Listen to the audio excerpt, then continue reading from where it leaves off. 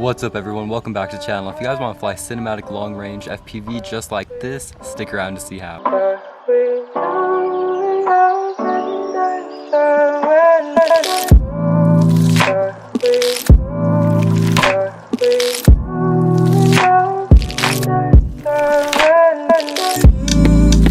So in today's video, I'll be covering a few key points into getting cinematic long-range FPV. First being your quad. Your gear is super important because you guys are sending your quad out a couple miles, so you have to make sure that it's reliable enough to send it out that far, because you don't want to lose your quad just like I've done a couple times before. Maybe you've seen it. I'll link it down below if you guys want to see me lose a quad. You know, it sucks, but it happens.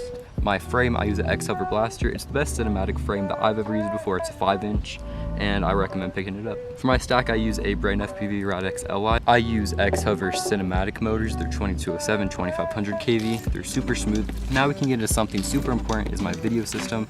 I use a Ethics camera along with a TBS Pro32 HV as my VTX. The TBS Pro32 is great because it gives you 1 watt of power, which is more than you realistically need to do this. But it's super nice to have. It's reliable and it's the best VTX I've ever used. Pairing along with the TBS Pro32, I use a Xylo Axii long range antenna.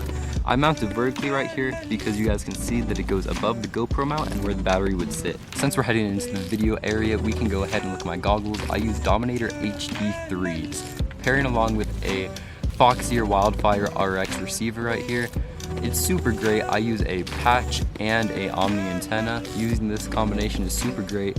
I've never had any issues with it before, and I've gone out at least 2 miles and I've never had any issues. Now we can go ahead and move along to my radio signal. I use Crossfire. Crossfire is a 900 megahertz system.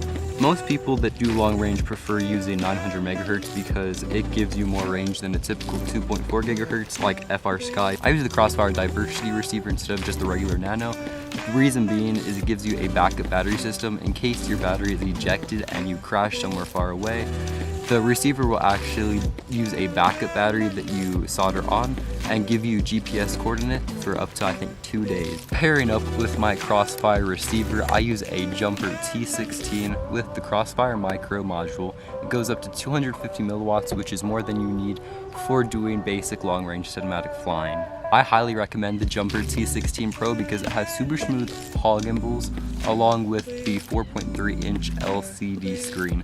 I use the Yahoo Maps Lewis script, which gives you GPS coordinates and other telemetry information on your screen right in front of you. So if you ever crash, you can find your GPS coordinates right on screen and a map of where you are. If you guys want more information on that Yahoo Maps Lewis script, I will link it down in the description below so you guys can look into it more. So to get that juicy footage, I use a GoPro Hero 8 Black. The secret to my Hero 8 is a ND filter. I use CameraButter and neutral density filters. If you're unsure what one of those are, it's basically a filter that lets you control the exposure, which gives you motion blur and provides you with just a much more cinematic look than you would normally get. If you guys are wondering my GoPro settings, here they are. I use 2.7K 60 frames per second. Reason being that 2.7K gives the best bitrate for each of the videos. It gives the least amount of compression and the best outcome of the video.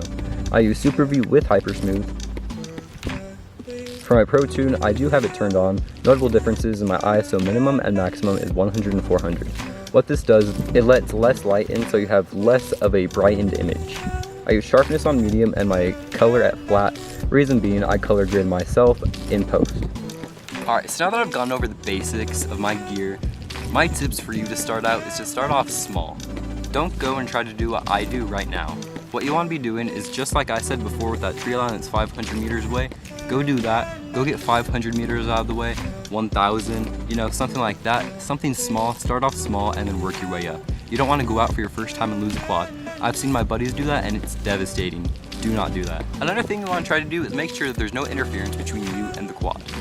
So what I'm saying by this is make sure that there's not a building or something in the way of you and the quad. What this will do is basically just give you more interference on your video and your radio signal, so you're gonna fail safe and you'll lose video yourself. My last tip for you would be to go in the air with intention. Don't go up there just to mess around. You need a plan when you go in the sky. Don't go up there just to mess around, okay? Go up there, get your line, come back down. That gives you less chance of losing a quad. If you guys want to pick up anything that you saw in this video, make sure you go into the description below where there's going to be links for everything that you saw here. If Before the video ends, I want to say that I have a new edit out exclusively for Patreons. So if you want to become a Patreon, make sure you go in the description below. Subscribe now. Hope you guys have a good day. See you later.